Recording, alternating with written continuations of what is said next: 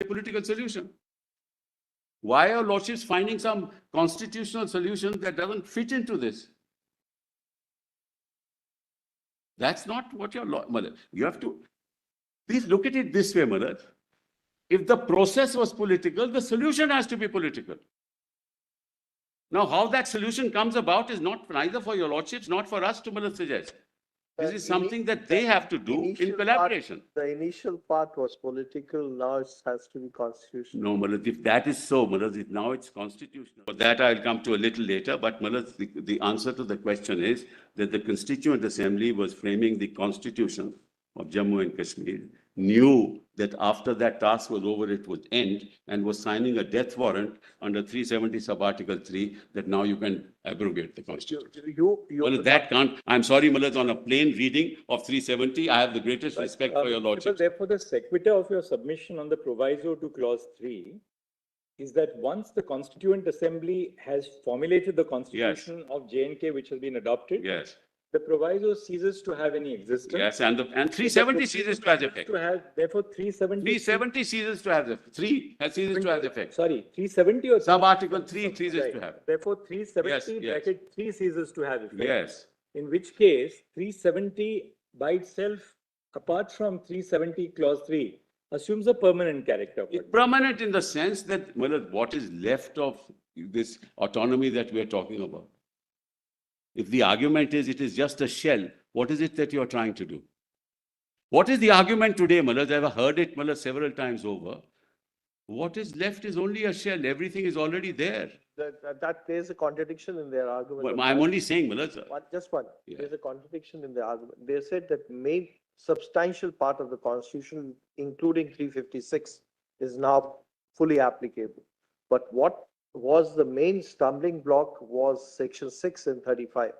Because as far as 35 is concerned, that's a separate issue. No, I'm not interpreting.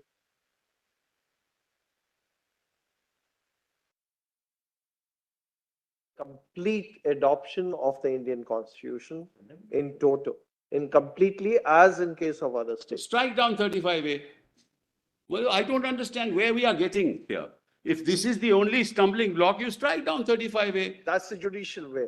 No, that can't be politically done in any case, because there can be reasonable restrictions and there can be classifications in terms of Article 14. It has happened in Uttarakhand, it has happened in Himachal, it has happened in other states, Malaj. Now, it can't happen in Kashmir. Malaj, it is happening in Assam. You are fixing a date to people who came into Assam. We'll come to that a little later. I'm only trying to, Malaj, indicate, show the mirror to myself that if it happens in Kashmir. There's actually, I feel, the two spectrums which have to be decided. Yeah. When you use the word temporary, whether it's actually temporary in the sense they understand it, or it is temporary in the sense you understand it, that it was with the context of the Constituent Assembly, one. Number two, how you understand subclause 3 is that once the Constituent Assembly dissolves itself, 370 in the form it exists according to you is frozen in time for all times to come. Correct? This is what your argument is.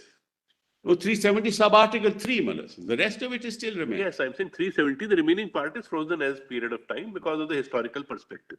No, not remaining, Manas. You can continue to integrate.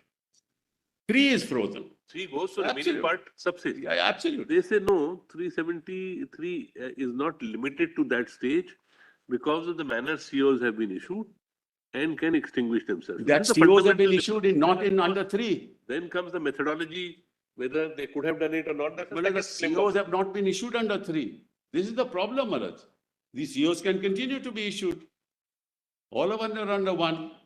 So, and Maharaj, I'm sorry to say this, when you talk of temporary provisions, it is not a temporary provision.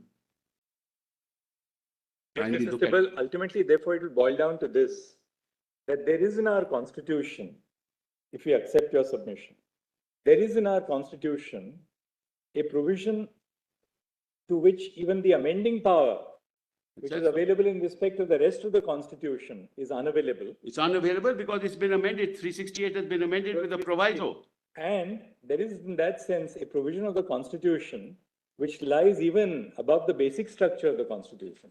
No, Malaz, I mean, why do your Because you lordship say cannot, it is? 370 you can't amend also. I'm sorry. You can't amend 370 also. It's not To a. amend 370, you have to take the route of 368, and 368 takes you Well, back to 371 by the proviso. Therefore, we would be then really accepting a situation. We're not saying it's unstateable. We're testing the proposition. Is there a part of the Constitution? The only restriction we have found so far in our jurisprudence on the power of altering the Constitution is the basic feature doctrine.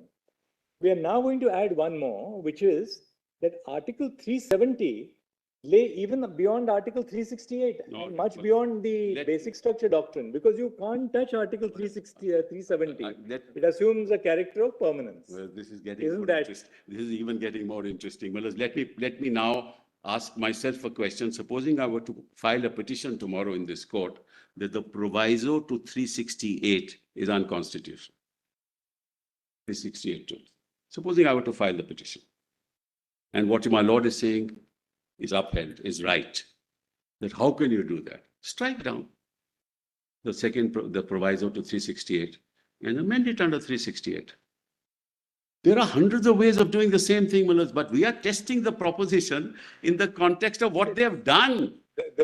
What they've- The postulate that in the exercise of judicial review. What will your lordships strike are down. putting to me. We must take the proviso as a given. But I am saying, yes, Mulaz, it's your lordships who are saying there's something silent in it, which I don't see, Mulaz.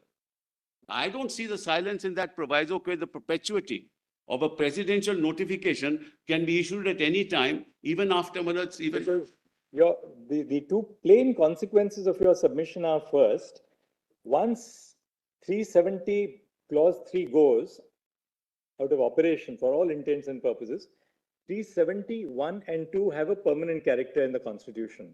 2 is not there, Mulaz. 2 is not there. Right, two is of course, yes, after the Yes, Constitution. yes. 371 has a permanent character in the That's correct. Constitution. Second, you cannot amend 370 using the 368 power because of the restraint which is imposed by the proviso, which again takes you back to 370. Kindly see. Therefore, even the power to amend 370 is within the fold of 370 and not Let 368. me, Mulaz, let me answer that also straight away, Mulaz. So we are carving out really a position of provision of the Constitution see, which but it's- lies even higher than the basic features No, doctrine. no, Mulaz, Isn't that that the your big lordship should not consequence? say, Mulaz, because that's not yet tested. That your lordship should not say, that's not tested yet. Whether it's higher than the basic feature of the Constitution or not, Mulaz. But kindly see, this was added in the 1954 order, Mulaz. The proviso to 368(2) was brought in by the order, as well as, Mulaz, the proviso to Article 3 in 1954. Who brought it, Mulaz? The government of India. State of Jammu Kashmir did not. They gave its consent to it. Why did they do it? Because they did not want 370 to be tampered with. I'm not saying this, Mulaz. I am talking of the intent of the government of India. And the proviso was added both to 3 and 368. Not my intent. And your lordships are now saying, what is the intent of the government of India? It was made clear that even under 368, you can't do this. Government is a continuum. Kindly, Mulaz, appreciate that. It is not something that was done by Jammu Kashmir on their own. I understand, Mulaz, and there we go into the sentiment argument, the emotive argument. The argument that Mr. Dwivedi made, with respect. That we appreciate the sentiments of people of Jammu and Kashmir, but there are sentiments in India.